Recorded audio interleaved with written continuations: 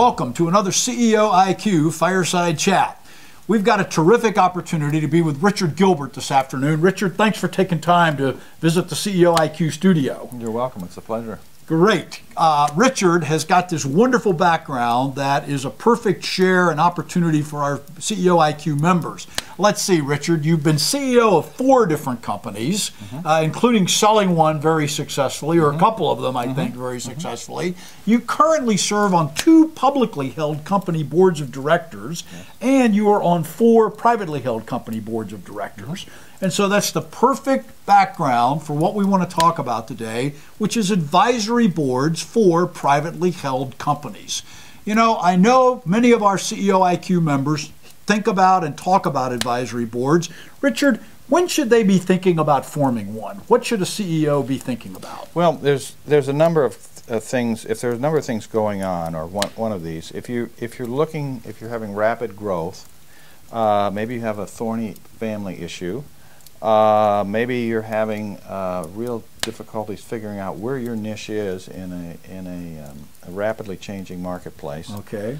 Those are just a couple of examples. Sure. But it's at a time when you realize that maybe you just need some outside help, and that's a good time to start taking a look at whether or not you need an advisory board. So, you know, one of the things we talk about is if there's anything every single one of our CEOs and CEOs anywhere have to deal with today, it's constant change. And so if the constant change is running away with you, it may be time to think about an advisory board. That's exactly Whether right. it's running away because you're growing too fast or it's running away and you're starting to have problems. Yeah, most of the time, though, the guys that are running away because they're starting to have problems will probably not be very good candidates for an advisory board. First of all, they won't ever do it. Okay. My own experience is that the ones we've had the most success with is when a CEO comes to us and says, you know, I want to grow this business. Maybe I'm not growing fast. I want to grow this business. I want it to be more than it is now. Or I know that there's going to come a time at some point where I'm going to have an exit. Or, you know, I want to grow this company fast enough so there's space in here for the next generation. It's generally the kind of aspirational activities that cause us to come in and help them. As an example, a few years back I was called in to help a young CEO with his growth path. Because he just wanted to grow his business. He at that point was doing about $7.5 million.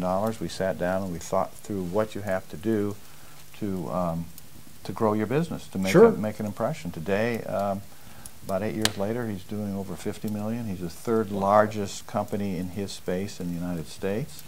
So, and he attributes a lot of that to working with an advisory board. Boy, what a great success story. So I know that one of the things you do is help CEOs form these advisory boards.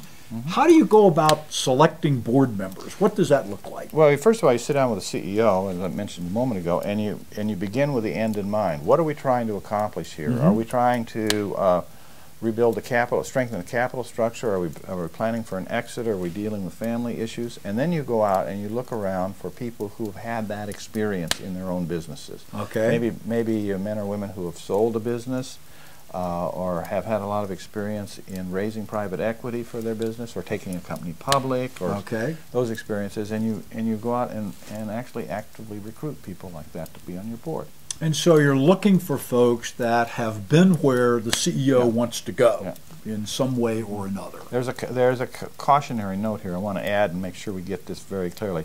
Don't hire your friends to be on your advisory board, and don't hire what I would call your loyal retained advisors, such as your corporate lawyer or your corporate accountant.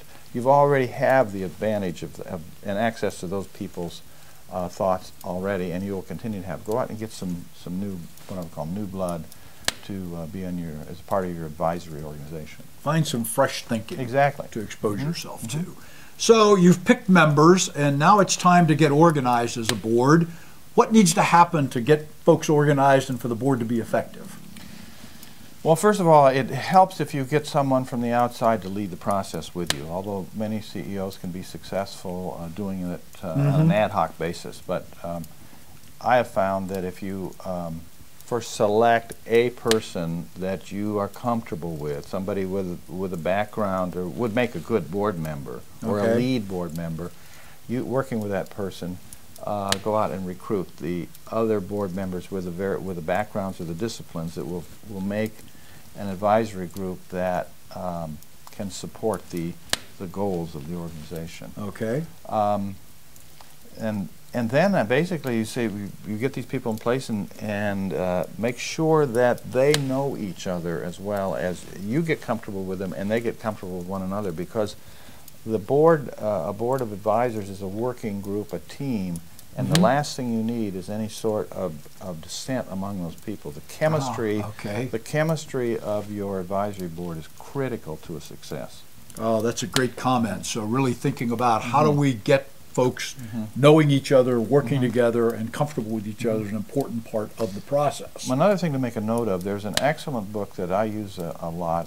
It's called Boards That Deliver by Ram Charan. How to have an effective board and how to measure the effectiveness of boards, whether they're boards of a Fortune 500 company or whether they're your advisory board. It's a very small primer that I like to use, and I'd recommend that as you start this process, pick up Ram's book. Oh, that's great. We'll be sure to put a link to that up on the CEOIQ website. Good idea. So, Richard, we've talked about organizing and selecting the board.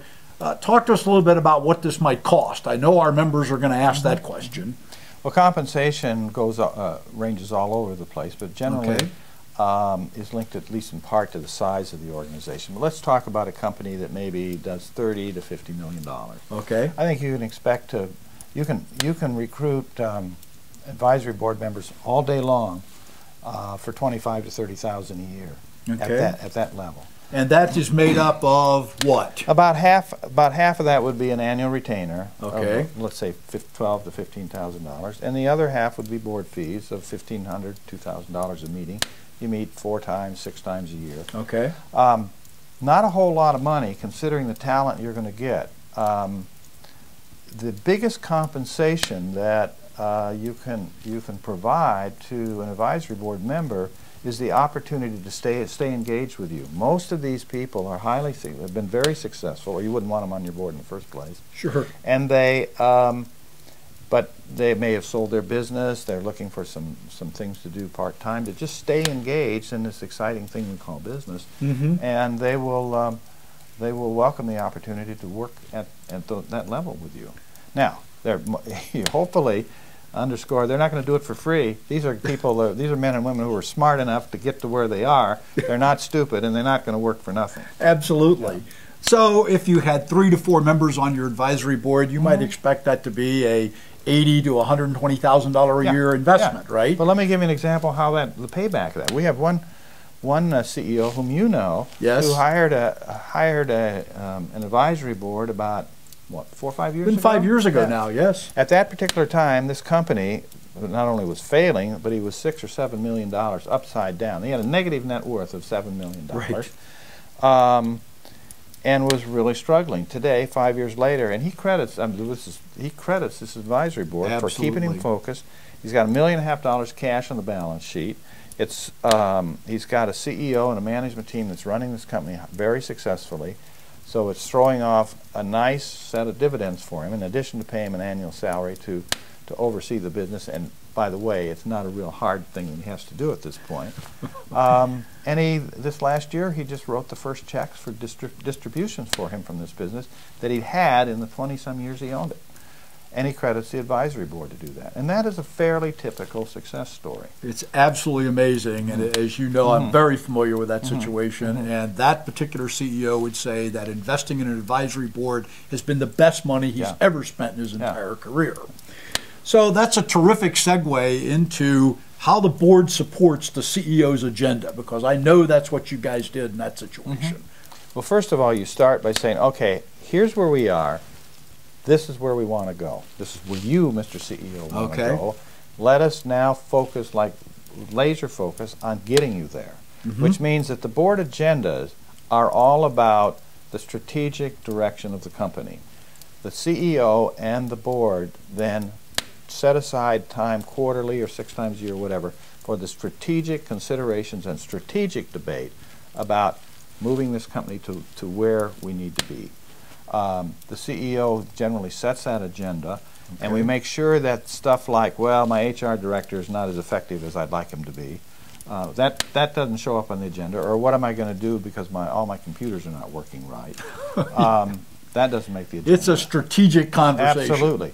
But if I am going to spend money on capital, how does that, or equipment, or capital equipment, how does that translate into getting me to my strategic objective? So there's a huge accountability. It's huge. For the CEO in terms of a board of directors. Exactly. The advisory board is where the CEO goes to get his answers questioned. Yeah, absolutely. And you've heard that one before. Absolutely. So, Richard, one of the things we try to do is boil this down to a few action learnings for our members at CEOIQ. And the things I've heard from you today are that CEOs, you should start thinking about forming a board early. And particularly if you are in rapidly changing or hyper-growth situations, you need to think about engaging an outsider to help you with the process of selecting board members and organizing the board. Avoid putting your accountant, attorney, other existing paid retainer people in your organization on the board. Be willing to pay for it because it's one of the best investments you could make, and set an agenda and ask the board to hold you accountable for it. Richard, thanks so much for being with us.